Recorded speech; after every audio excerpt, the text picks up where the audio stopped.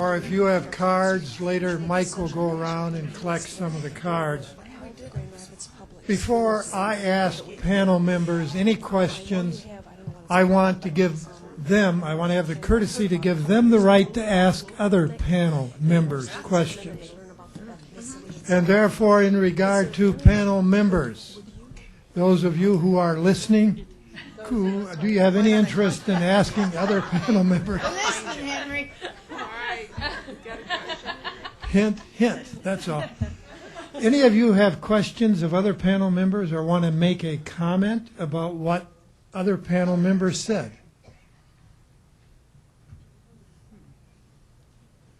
I'll make just after we concluded that session, just had a conversation with Jane about the work that she's doing, and this is I think an excellent strategy for those who are still in their careers and have really no volunteer experience. What Jane's program through United Way is actually opening the door and making helping people get their feet wet in terms of what are the volunteer opportunities or what are the organizations that are serving the community and how can they participate. So I was trying to think in other terms of how we can just individually as organizations expand on that, working through the corporate world and really trying to open doors for that next batch of volunteers. So thanks, Jane, for your work you do. And then I just want to take this opportunity to thank the other panelists for all your wisdom and insight. I found it really interesting and very helpful, and so I'm pleased to be here today with you. I think that some of us were talking about this at break. There is a movement now to talk about Senior Power Day. And I don't know, Mike, I guess you had some involvement in that at some point. Or Henry, have you? I don't know much about it except Vic Krause, who's a former state representative, is going to be leading the charge on that. And we're talking about getting together, not 30 or 40 people, but perhaps a couple of hundred, and simply go to Lansing and sit in the gallery and say, here we are, and these are our issues. Do you want to give people information as to if they are interested? Who should they contact? You? Well, or? I guess we're still forming that up right Okay. now. Yeah, but stay tuned on that one. I think that's coming. So if you're interested in senior power, whatever term you want to use, remember there will be something stated about that in the future. Any other panel members? Comments? Questions? Louise? Louise Thomas, and I go way back to the early days with Sister Agnes and Senior Power Day, and when we would have hundreds and hundreds coming from all over the state. They would work with the legislators, and for many, many years we sat up in the gallery, and yes, they would pass something for the seniors. And I think that's something that died down or got too commercial for some of the people just coming to get the goodies, and I think it needs to be revised. And I think it could do a whole lot for what's coming down the pike with all of what I will now choose to call baby bloomers, and I have 4 kids that are all in that area. Okay? So go for it. And if you don't know who she is, Louise Thomas, she's been very active politically. She's been voted to office, and what you're saying is you think the movement does have an impact. I sat up there with Sister Agnes, and they would pass something that we had worked on. Oh, yeah. And there would be hundreds of us there. It was a huge, huge day. And I was kind of sorry to see it die down, so I'm glad to hear that people are talking about bringing it back. Well, the conduit for that would be the Area Agency on Aging. So well, that's fine.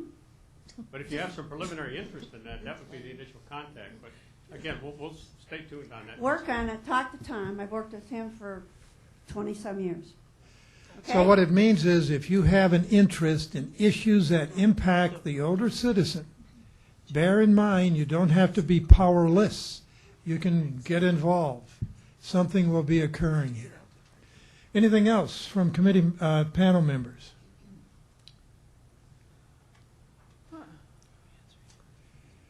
Well, if not, I have a question for the panel. You answered it in part, but it wasn't totally clear to me. How much does marketing, newspapers, television, radio, impact on obtaining volunteers? Anybody? We have found that, again, as I repeat, the best way to get volunteers is word of mouth.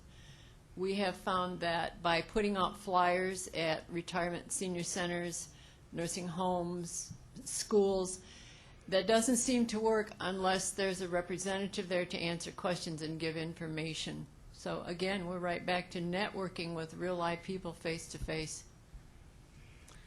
We found it very useful to, advertise in the newspaper when we have a volunteer position, but also any time that your name gets put in the newspaper and what your mission is and what you're doing, what your impact is. It always comes back that people call and say, I found out about it from the newspaper. We have a practice of calling anybody who donates over $250, and we got a check the other day for $1,000, and so I was making calls to some of these people to thank them. And the gentleman said, I read about you in the newspaper. So yeah, the power of the newspaper, the advance, and the press is always good. Almost anybody that gets recognition in the newspaper for any volunteer opportunity will have feedback, one way or another, some form or another. We have volunteers in 8 police departments. If you're ever parking in a handicapped parking zone in some little... And thank you for doing that.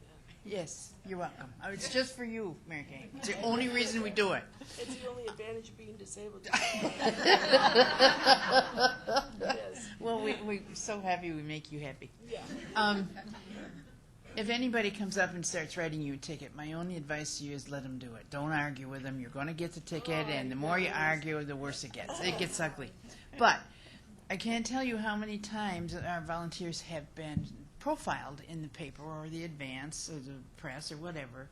And as soon as people read that and read how specific that volunteer opportunity is, all of a sudden a little light bulb goes off. I've always wanted to do that. And it's certainly a great form of recruitment, but it's also a form of recognition. The person that's spotlighted, the person that's profiled is being recognized, the police department, whichever one of the 8 it is, RSVP, all this recognition for jobs that I might want to do that. And now I know how to get that done. So it's very, very effective. It doesn't happen often enough, however. Anybody else on that? I just wanted to mention that I think the marketing is important, not just for the volunteer recruitment, but for maybe the broader picture so that people understand what the community need is. And I think everybody needs to be on the same page and realize, what the situations are for the citizens in Kent County. And they are informed.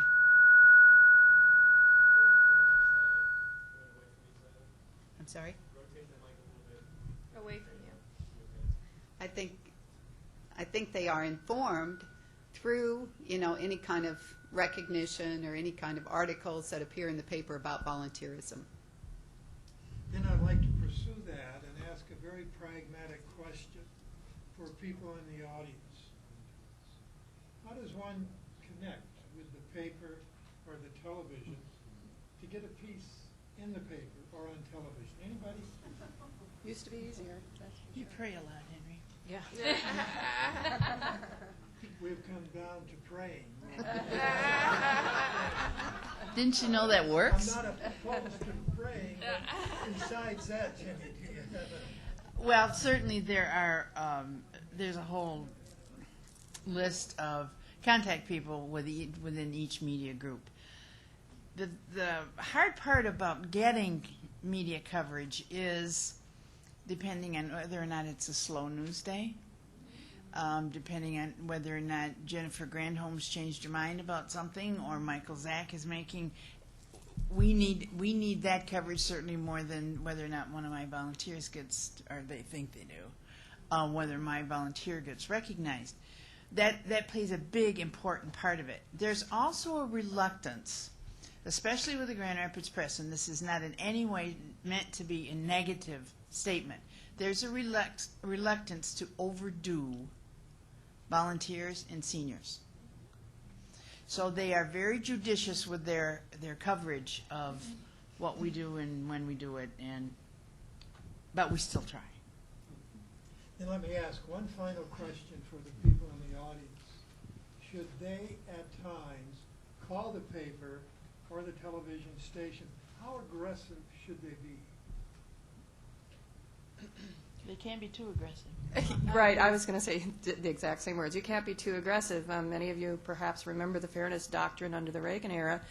We don't get public service announcements and that kind of coverage as we used to. So it's much more difficult. And even in the years since that time, the growth of nonprofits and organizations has increased significantly. So there's tremendous competition even among ourselves to get our word out. So I think just folks in the audience, this is a great advocacy project, is trying, at least with the local media, restore some of that balance in terms of commitment to public service announcements of some sort and restoring a bit of that. Many of our media outlets here are very good about community calendars and helping to get the word out, but there just is a lot to say and not enough room. And if you do anything, walk away and think, I'm going to call the press and ask them, when was the last time you ran a story about XYZ organization? So. Thank you. Then pursuing that a little more yet, because there are so many young people in the audience. I was impressed with someone here talking about electronics, the internet, the web. Are all of you using the web, the internet? How important is that for recruiting and obtaining volunteers? Are you asking how important that is with baby boomers or just with volunteers overall? Overall, and Okay. baby boomers. Very few of my senior volunteers use the internet, so I can't communicate with them that way as far as, with weekly or daily communication. And I don't want to develop two systems. I don't want to have a calling system and an internet system and have to figure out who's who. So I don't use it for that. I do use it for promoting opportunities. I use Volunteer Solutions, which United Way runs, and there's a couple other national listings, which I haven't had any success with. I don't know if anyone else has had. One is called Match Something. Yeah. I haven't had any success with that. Nobody has. Would you recommend a web for everybody? In one of the questions earlier, one of the things that I suggested was we need to take a look at the present policies and procedures that we all use for recruitment and retention, our agencies in general. Presently, the average age of volunteers with the Retired and Senior Volunteer Program is 79. Many of them don't have computers, don't want computers, and if they do have them, it's for email. That's fine. That bodes then to my suggestion in that when I get more actively involved in recruiting of baby boomers, that's going to absolutely demand that we use the internet. Mm-hmm. It's not going to be a choice. We're going to have to do it.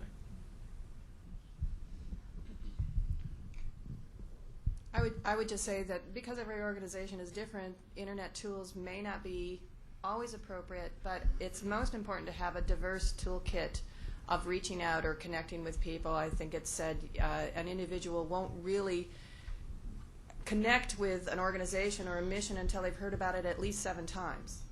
So if you can have, if you've got many means of trying to reach out to people, whether it's face-to-face or through placed advertising or through public service announcements or brochures and other types of things, the more diverse you are, the better, the more likely people are going to hear about you. So, and act. That's the next part of it. About once a month, I will get an email from our marketing person who has received an email or a phone call from an individual who is in need of information regarding our programs.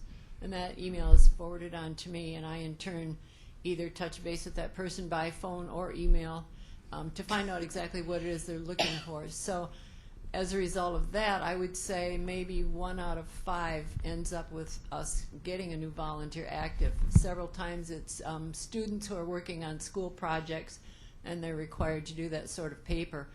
But no matter how many times you say your name, sooner or later it's like oatmeal. If you throw enough on the wall, it's going to stick.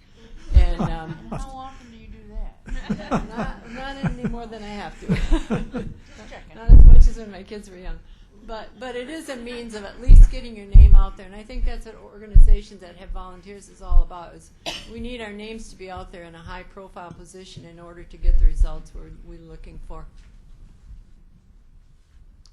I was just going to add to that, looking to the future, certainly all the colleges now have different kind of internet solutions for volunteer management and recruitment, and I do believe that generation they will rely on the internet. Very much so. I found it interesting. I may be in error, but I don't think anybody on the panel mentioned using a speaker's bureau. Do you? Oh, you did. How about the rest of you? Is that efficacious, or you don't use it, or? What do you mean by using a speaker? Bringing in a speaker? or No, people going to organizations. Training volunteers to go out and speak. Yes. I have not had success with that. I've done that, particularly in the first few years that I was with the museum. I did that, and I did not have success with Okay. it. We've done that, and we'll continue to do it. But again, like you said, the result rate, is not that high. Then let me ask. Go ahead. I was Holly. just going to say maybe the reason that I mentioned it is because it came up in our group, and our group is a group of older adults, probably relied more on that type of outreach than the web or anything like that. So that may be why you heard it from me. Yeah, and that clarifies that. One final question for all of you. In general, how do you best obtain recruits? You don't use Speakers Bureau. Some of you hesitatingly use newspapers. What do you do? People need recruits. What would you suggest? Word of mouth. Okay, but when one says word of mouth, Jenny has, 1,200 volunteers? Do you use word of mouth? I don't, but happy volunteers do. When volunteers are happy at what they do, they feel fulfilled, they feel that they are doing something for the community, they're giving back, which is one of my most unfavorite sayings in the world, giving back. They have nothing to give back. They don't need to. That to me, that sends an idea of obligation. You're not obligated to volunteer. But anyway, when volunteers are secure in what they do and they find fulfillment and happiness, and they tell other people, Yeah. and other people want to feel like that. Good, thank you. Mike, I think we're ready for speakers from the audience. We are. I want to do two things. I want to invite everyone, if they have cards, to pass them to the end so we can collect them. If there's someone who wants to make contacts, they can line up on either side of the auditorium. To get started, while you're thinking about that, I want to throw out a comment based on all the research that is out there on baby boomers. And Henry and I did quite a bit of research in preparation for today and found that there really isn't a lot. There's not a lot. There's a lot of information about baby boomers, but this area of civic engagement, volunteerism, there's not a whole lot of answers. But there are some very clear things in the research. The first is, whether you want to hear the title baby boomer or not, I know. we have to label it something. Baby boomers do not want to be called senior, elder, older, aged, old, anything like that. Or boomer. Now, one of the problems that we have is a lot of the nonprofits that serve that community have those names even in their organizational name. Advocates for senior issues. How do we serve the current older adult population today that's accepted this terminology and at the same time start to transition to a world of boomers being the emerging older adults? And how are we going to deal with that conflict? So that's one part of the question. The second is, and I didn't hear a lot of this, I know Gerontology Network, several of their programs are federally funded and therefore stipend. But the research is also pretty clear that boomers equate value to money. You know, if I'm valued, if what I have to offer is valued, there's a price tag associated with it. Not saying they have to maintain this high wage, but they are often expecting money.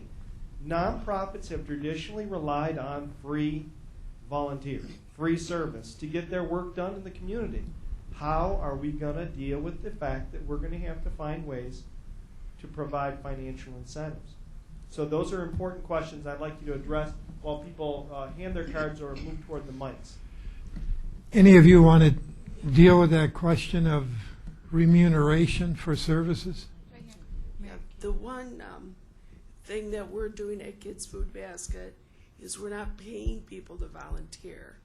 But Bridget, who is our executive director, does an excellent job of being able to report to people how much money we're saving by using volunteers.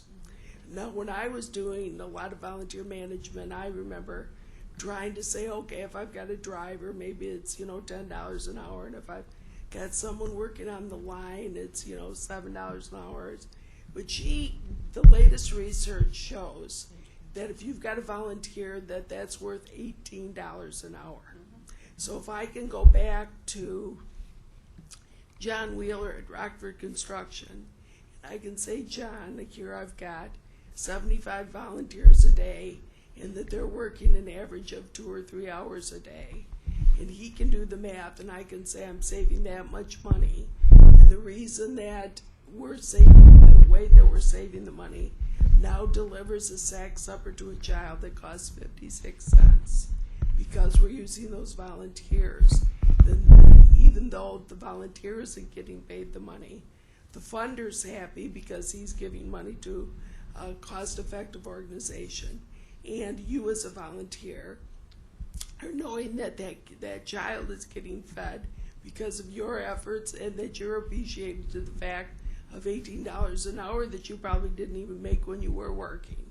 So that's the numbers that they're using, is $18 an hour per volunteer hour. So that's, even though people aren't getting paid, they say, that they're part of a bigger good, and so that I think is worth the money that they thought they could be getting.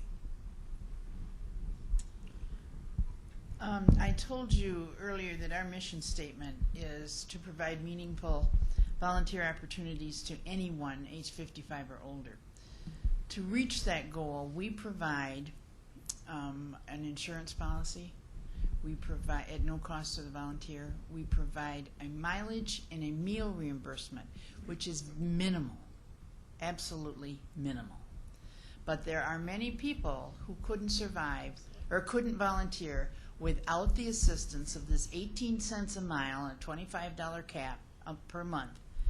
And because of that, people join RSVP. Now, clearly, they want to volunteer or they wouldn't do it.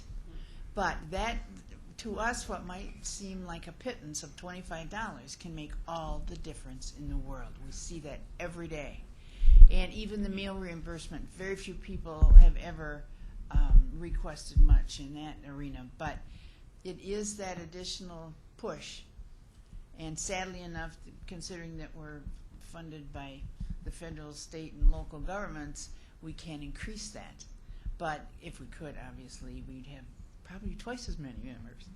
But it works. It truly works. Thank you. I have several volunteers that depend on that mileage money, that they would not be able to come to the museum and volunteer if they didn't get that. Plus free parking. Yeah, free parking downtown is great. Question there?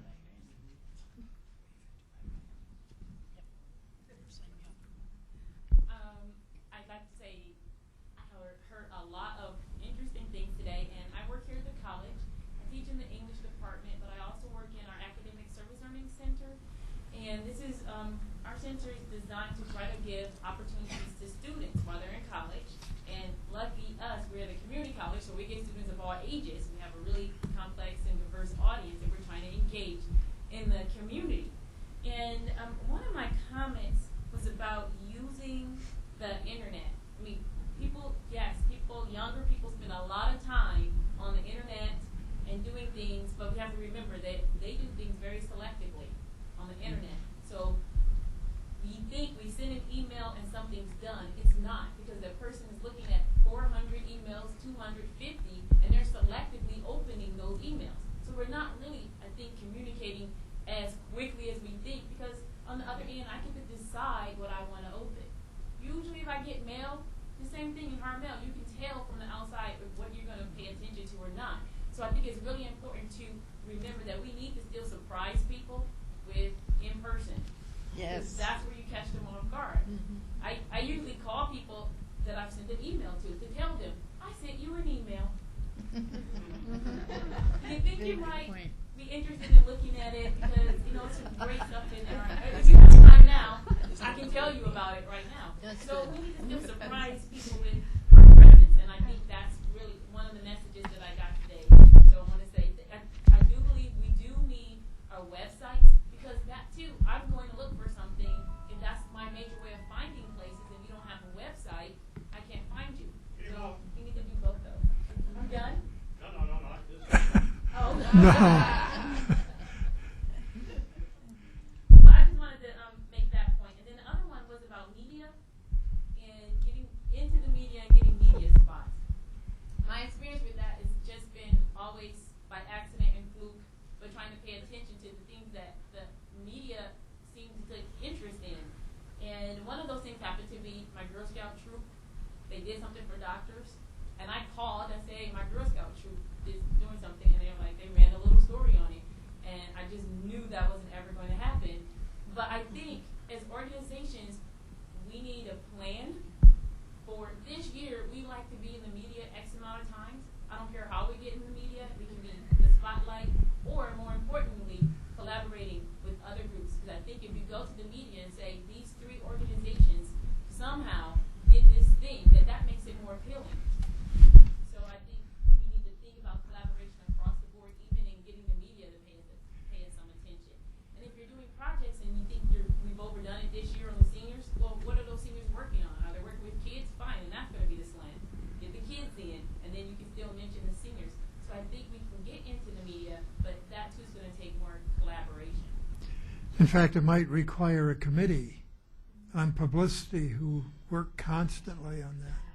And that doesn't necessarily mean it's going to be the volunteer coordinator, because someone said earlier, just trying to get them to do the volunteer coordinator position. But you may have somebody have to be dedicated to that and unafraid to share and really encourage each other to share the spotlight, so we can be listed in that story or somewhere as working together. Right. Thank you.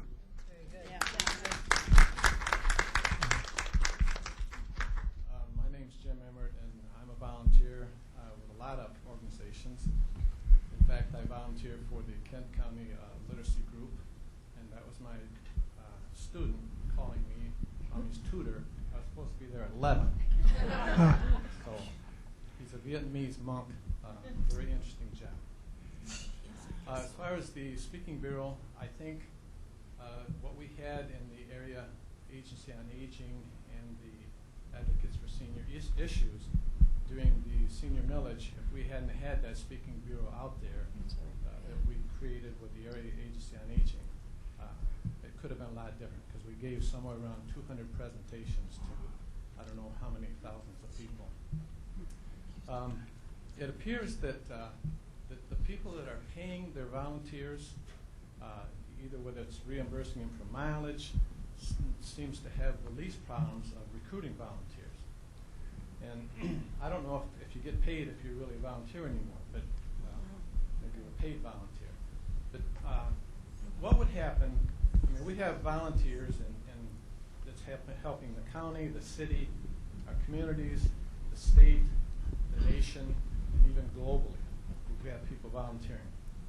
What would happen if we got our legislators to allow providers to issue like a W-2B to me, to give me credit for 700 hours of volunteering, and I could get actually a tax credit for that from the government.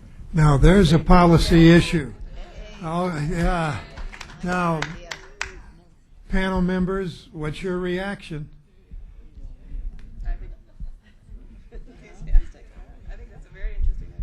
I don't think he's going to get any argument about that. Except from the legislature. From this group. But then the question is, what follow-up will there be? Give it some thought. Thank you. Interesting suggestion. Good morning. My name is Marcy Bishop Hayes, I'm from the Michigan Community Service Commission. And Darcy, can you step right up to the mic? that's unusual. Well, that can't be heard. It's not usually a problem. I'm with the Michigan Community Service Commission in Lansing, and our whole mission is to support and fund opportunities for volunteerism. We're very closely aligned with the Corporation for National and Community Service, and one of their strategic initiatives is harnessing baby boomer experience. So it's become a really important topic to us. So I have one really brief comment in reply to something Mike had just asked, and then a question for all of you. I don't want us to forget that national service is a way for people to do service and get paid. You know, we talked about RSVP and Senior Corps and things like that. There is AmeriCorps, and there's AmeriCorps Vista. We have a hand up, yay! And I brought Joan with me, who is an AmeriCorps Vista and is a baby boomer, and actually moved here from Arizona to do a year of service. Right now, as of last night at 5 o'clock, 18% of the Michigan's AmeriCorps enrollment for 07-08 are baby boomers. And that's really exciting. And I expect that to go up throughout the course of the year. So we're really focusing on that. So teaching people or engaging them in service, and then teaching them to be advocates for us after they finish their service. That was long-winded, sorry. My real question is, we do a lot as far as teaching or trying to provide people with opportunities and making sure they know about opportunities, but so many of the people that are in this category are still working, as we've talked about. Are any of you doing anything to work with employers to kind of educate them about how it can benefit their organizations or their corporations or their companies if they allow their employees time to volunteer, either on a part-time basis or on a full-time basis? Joan was able to take a year away from her organization, basically a sabbatical, to do service. And I think that's something that maybe we're not looking at enough, and that's something I really want to think about. So do you have any ideas? There's a challenge panel. Anybody want to react to that? The United Way and the Volunteer Center, we do a lot of that kind of work. And actually, I didn't really talk much about our FACTS effort, but that refers to Family and Community Together for Students. It's our effort to help kids who are struggling readers in Grand Rapids Public School System. And over time, we usually have about 1,600 volunteers per year that give up an hour a week to go to a particular school and work with a child. And those recruitment efforts are all directed at companies. So actually during our campaign, we are in 800 different companies. We go in there and we talk to them about giving their money, of course, to the campaign, but also giving their time. And so we ask them to give their time. We talk about the work of the Volunteer Center. We talk about the FACTS program in particular. And so that is one way that we get the word out. Thank you.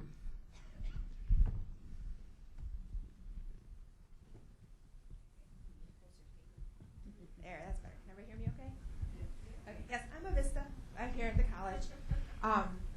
What I'm curious is, you guys all talk about having the baby boomer, senior, whoever they are, working with school-age kids. Do you have any ideas or anything with them working with our age kids for the college students? Any kind of... You're talking about volunteers working with college students. Correct. Okay, panel members. Anyone here have volunteers? Our program, we go preschool, daycare, and then all the way up to L-High. Junior high is the highest we go as far as any establishments we have contracts with at this point. That might be a possibility. I'll bring it back to my supervisor and see if there might be something we could open up in that area. Well, I think the best thing would be with the CEOs and those kind of people who are bigwigs in business would be to contact and maybe mentor some of the students that we have. Would that be anything anybody would be interested in, or think that the population would be interested in doing something like that, or do they only like working with the little kids?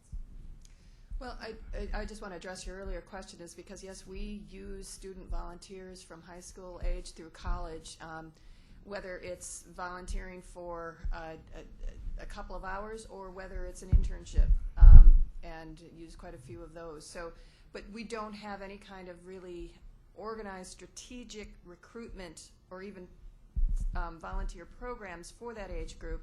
We do try to get to the volunteer fairs that the colleges hold and talk about opportunities. So I think it often depends on just what the organization is, what their mission is, and who they're trying to reach.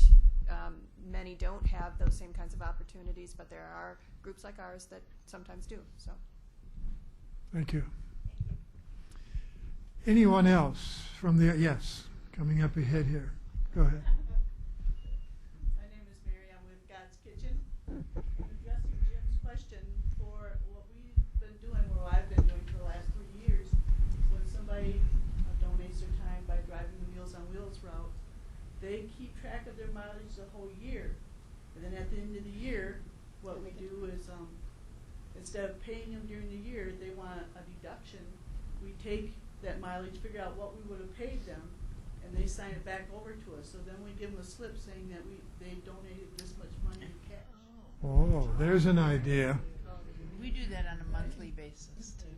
So what we do is, through the finance department in December, they make out a check for how much it would have been. They sign it back over to us, and we give them the receipt.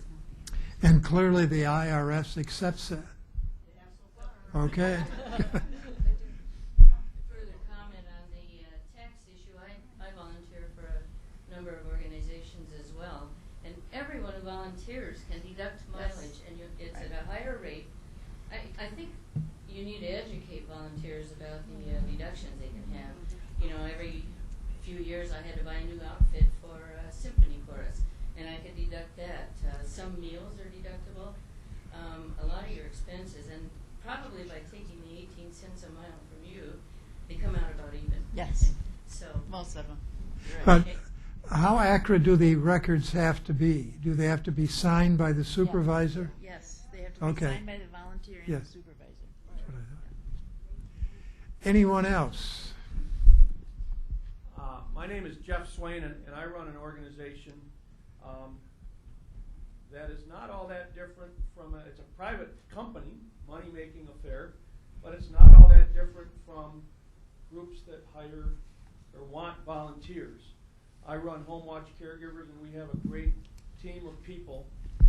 3 dumb ideas that have worked for us might be an application of what you're trying to do in terms of marketing, so to speak.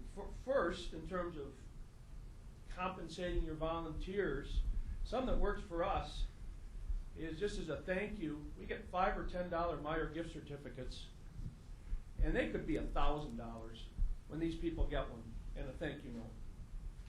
Talk to Hank Meyer. Can you get $1,000 $5 gift certificates, or gift cards, I guess? It just goes a long way. Like somebody said, the value isn't really what matters. It's just being recognized, and I always put a handwritten note in there. I think handwritten notes are taken to heart. Secondly, the great point on the quantification, maybe it's $18 an hour, but this is something else we do. Borrow something from the United Way. We've all seen those big red thermometers on the wall that tells the progress made against the goal. Right. Well, your organizations are going to have to quantify what your output is, whether it's a meal or a widget or whatever it is, and show the organization on the wall prominently how you're doing. And my thought was, and you want to drill it down to the individual. My idea was if you distributed 1,000 lunches and you had 50 man hours of volunteers, each man hour is worth 20 lunches. You want to quantify it. You are worth an hour of your time, put it on the wall, is worth 20 lunches to kids who deserve it. I mean, that's what they're there for, but you're quantifying it.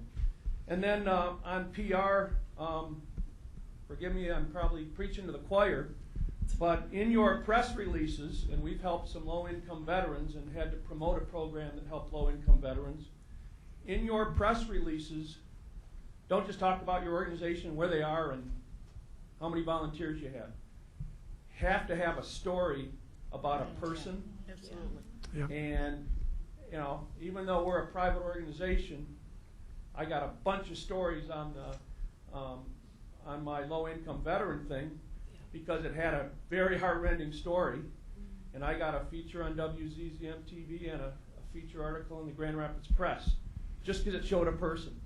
So, dumb ideas. Thanks. Not dumb. No, they're good.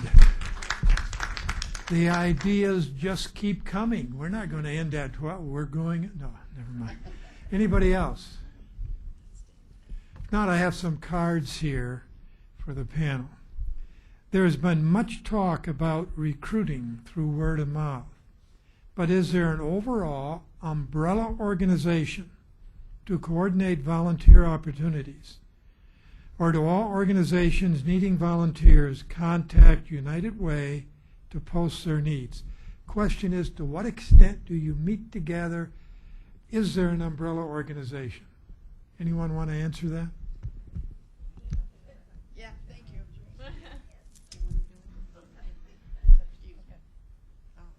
We do. There is an organization, there's Volunteer Managers of West Michigan, and it's a membership organization. I think membership is at 80-something right now. I'm not absolute, because we're just starting up the year.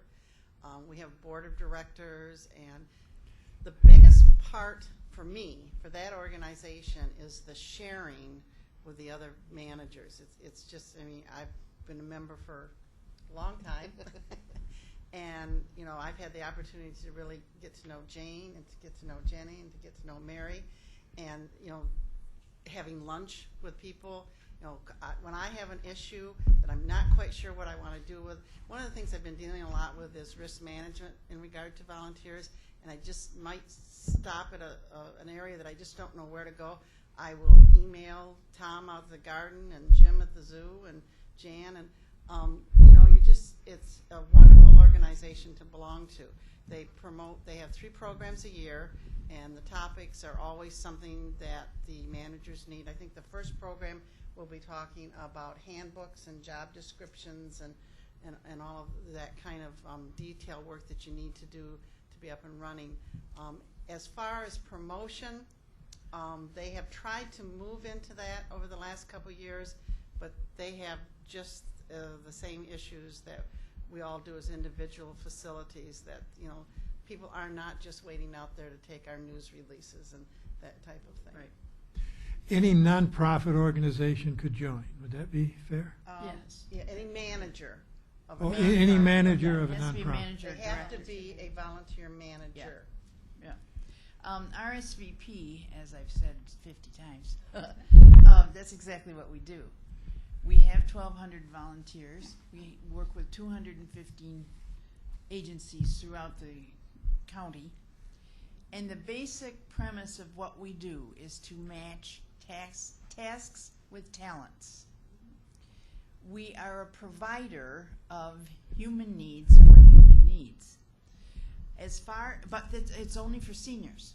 As far as any agency that does that globally for younger groups or younger ages or high school or college age kids, I don't know of any other than United Way that does that. But that's, as far as RSVP is concerned, for 35 years we've been doing that. Thank you. This is also a great job for the Community Foundation. I don't know if Kate's still here, but okay, there you go. And maybe you do this, I just haven't looked at the website, but the Community Foundation for Muskegon County allows nonprofits to post a profile of the organization and also investment opportunities. And by investment opportunities, what are your specific needs, volunteer needs, anything else like that? And I think that was just a great resource to, because the Community Foundation is clearly attracting donors, philanthropists, and people who care about the work. So it gives them a chance to see who all is out there in the community doing work and what needs they have to have. So just an idea. It's a little more sensitive card here. Boomers are less formally religiously affiliated. How do you expect to gain additional volunteers from the boomers when religious affiliation has been a principal source of volunteers. Often we go to churches to recruit, but what if they are not in churches? The question really is, I guess, to what extent do you use churches to recruit volunteers? I don't really know the religion of probably 95% of my volunteers, and it's not a question that we ever ask. We have a lot of interesting discussions that go on in our volunteer lounge, and sometimes that discussion will come up. We don't allow political discussions because I think someone's going to kill someone over there. See, that's the one. But no, I really, if I was going to promote through a church, it would be a variety of different churches, and I don't think that religion really affects our type of volunteering at all. Do any of you use churches in a major way? Oh, yeah. Yes. Yeah. You do? How do you do that? We recruit, we work with GRACE, Grand Rapids Area Council on Ecumenism. That's so long. Center, pardon me. Well, okay, I'm sorry. Anyway, only to provide volunteer opportunities for people, then they come to us. We don't actually go to individual churches. But I think that's one of the misconceptions in this community about volunteering, and that is that everybody, first of all, everybody goes to church. And everybody volunteers in their church. I think because we are so religiously connected on so many levels that we take that for granted, that we get a lot of our recruitment and we get a lot of volunteers of all ages from churches. Churches will tell you that their volunteers and the time their parishioners are spending in their facilities has waned considerably too. So I don't think anybody really goes after a religious community for that purpose because it's a particular community. I have a pile of cards, and I apologize, I can't read them all. I'll read one more, which should be answered quickly. Do any of you maintain a weblog or blog maintaining communication on ongoing events, weekly, daily, that people can go to the internet, see your web, and know what is happening in your organization? No. Other than yes, I don't know. Oh, that's... We don't do blogging, but certainly I know of other organizations that do. Some of you do not have webs? Mike has to summarize everything and bid you adieu, but first, I want to apologize, feel badly to the panel members. We don't have any symbol of appreciation. No. Oh, we got food. Yeah, it's all, but no cup. I thought at least we could give a cup. So we appreciate you dearly. You did a terrific job. We could have done better.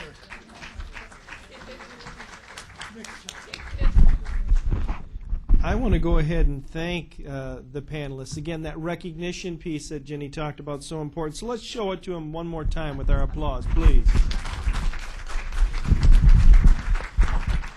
When we put something like this together, often we don't know what's gonna happen. You know, how many of you planned events and it doesn't always turn out the way you want? Yes. I can tell you that something like this, and as successful as it was today, doesn't happen by chance. It happens by very careful and deliberate planning, and many people have been involved. And the people up here are a big part of the success of the day, so we thank them.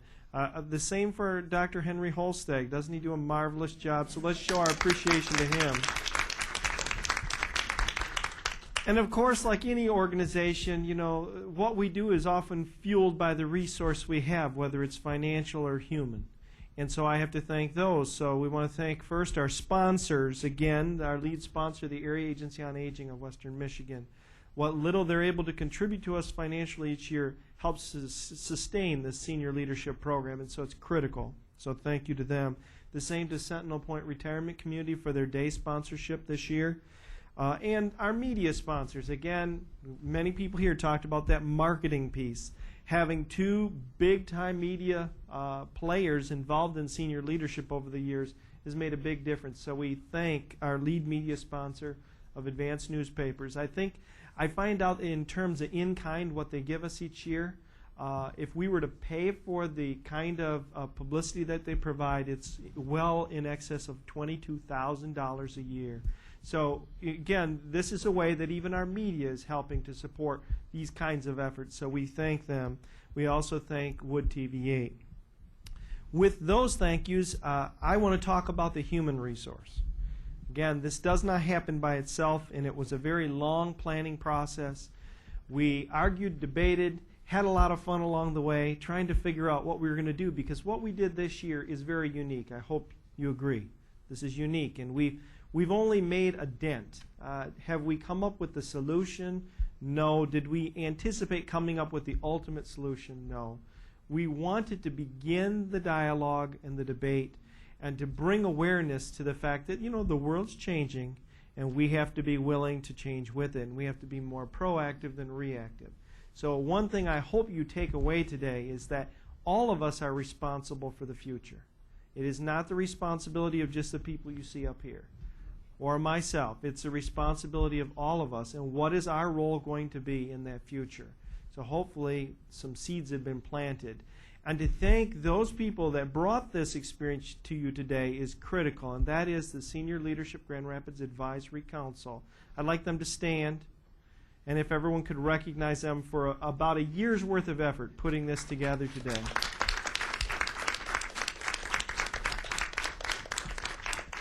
I have to tell you, I have the best volunteers in the world. And I'm not a good person at recognizing volunteers. I know that. I get too busy. And I learned some good things here, but in reality, I'm recognizing you today. I could not do this. This is not something that Mike Faber does or even Grand Rapids Community College. It's something that's done by this group of very dedicated people. And so, again, to recognize them by name, Tom Apple, Ginny Blanchard, Alice O'Connor, Andrea Darling, Dorothy DeMag, Dwight Keller, Helen Kinsworthy, David Niven, Tolly Stifler, and Lori Voss are our current advisory council. And not only are they helpful to me with senior leadership, but they've become very close friends. And I value them, and they've mentored me, and they help me in my role here at the college. So thank you to them. I would be remiss if I did not also recognize our founder in the Senior Leadership Grand Rapids program, and that was Sister Agnes Thiel. How many of you knew Sister Agnes? Those who did, your life was enriched by the experience. Those who did not, you've lost out on a tremendous experience, because Sister Agnes Thiel is one of those perfect examples of how you use what might be considered by many people the time of life that you sort of are no longer engaged, to get engaged and re-engage in a variety of ways in the community. She died last year in her late 90s, and she didn't start her whole second career in terms of advocacy around aging and these aging issues and concerns until well after a normal retirement age. But she's changed the world, our community and our state. And so we fondly remember her and recognize her with this year's series and program. And lastly, I just want to say, before I ask you to fill out the evaluation, which is the last page in your packet, so you might want to pull that out now. And what I want you to do is pull that free from the packet, because you're going to hand that in to us. Your evaluation is really critical to our success in the future, because we come up with some great ideas, but often we rely on others to feed us ideas and help us to improve what we do and figure out what the next step is in terms of what we want to do and how we want to engage the community. So while you're looking at that, I just want to do one more plea. We need volunteers. Senior Leadership Grand Rapids, again, survives because of the advisory council. How many of you have been on advisory councils before where it's sort of just the head nod and the yes to everything? Okay? This is not one of those. This is an advisory council that actually rolls up their sleeves and does the hard work. But it's very rewarding work. So if you like what you saw today, if you want to learn more about it, talk to any one of these members with the blue ribbons on their name tag, because they're our advisory council members. We're always looking for new people with new ideas, new energy new enthusiasm to join us. And so I have something in your packet that says, "Attention, Senior Leadership Grand Rapids needs you." And it invites you to our next meeting and talks about our meeting schedule. So if that's something that fits you, we want you. Okay? Any questions, you can see me about that as well. Last but not least, before you leave and leave your evaluations behind, people have been asking about parking. You know, how many of you got parked under the building today? Majority? If you're underneath the building, you simply need the exit code that's written up on the whiteboard, and that's 1607 star. You do have to put that star or asterisk in. If you don't, the gate will not open. Okay, so it's 1607 star. Any of you parked in any of the student ramps, the ramps here on campus? If you are, then you would see, where did she go? Alice in the back, because she has some vouchers to help you get out. But with that, one last thank you to everybody, and I hope you have a terrific day, and I hope you're as excited about the future as I am. Thanks.